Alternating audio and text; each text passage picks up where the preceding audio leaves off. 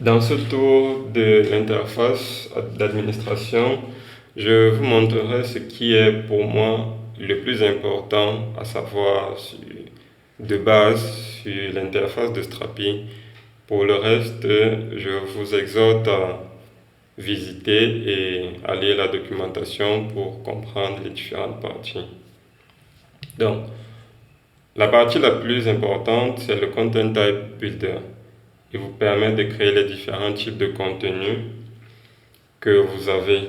Et comme vous pouvez le constater, par exemple, nous avons déjà les utilisateurs de fait. Et à cet effet, nous avons les permissions, les rôles et les utilisateurs comme type de contenu qui ont déjà été créés. À l'intérieur, nous avons euh, plusieurs types d'éléments, à savoir les collection types, les single types et les composants. Nous reviendrons en détail sur chaque élément à chaque fois que nous aurons besoin de l'utiliser.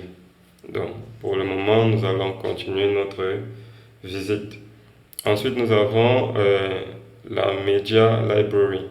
C'est pour tous les assets, donc du moins tous les fichiers que vous allez uploader sur votre site. C'est là où ils se retrouveront. Et enfin, nous avons les paramètres, mais les paramètres au niveau de User and Permission Plugin.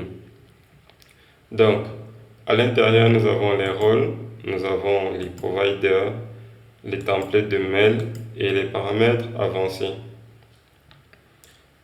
Pour les rôles, c'est là où nous pouvons rajouter les différents rôles pour nos utilisateurs. Et les différents rôles permettent d'effectuer des actions précises en fonction de l'élément sur lequel nos utilisateurs sont. Donc, lorsque nous allons créer notre type de contenu, par exemple, nous aurons dans cette section des permissions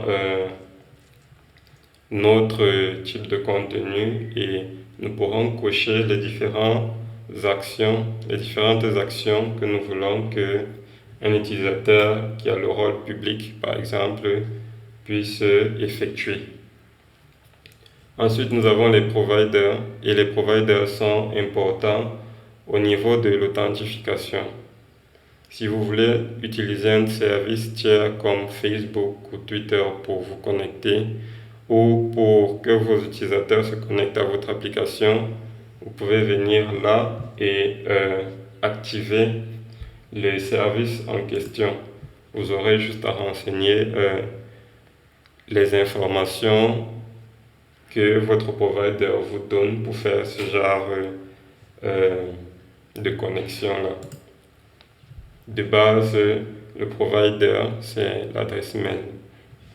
Donc, ensuite, nous avons les templates de mail où nous avons juste la initialisation de mot de passe et la confirmation d'adresse mail. Ce que je trouve quand même dommage parce que nous pouvons avoir besoin de templates de mail pour d'autres actions. Espérons que dans la version 4, ce soit possible. Et enfin, nous avons les paramètres avancés. Donc, je vais juste m'attarder sur la confirmation de mail parce que de base, dès qu'un utilisateur crée son compte sur Strapi, il est automatiquement activé. Donc, si vous voulez qu'il fasse une vérification de mail avant d'être activé, vous pouvez venir là et sauvegarder. Ce qui fait que à la création de son compte, il va recevoir le template, du moins le mail de confirmation d'adresse et il pourra cliquer sur le lien pour activer son compte. Donc, dans la prochaine vidéo, nous allons revenir sur notre application, voir les différentes parties déjà et scinder pour savoir quels sont les différents éléments que nous aurons besoin de concevoir sur Strapi pour que, à l'utilisation de notre application, on ait cette interface que vous voyez avec les informations qu'il y a dessus. On se retrouve dans la prochaine vidéo.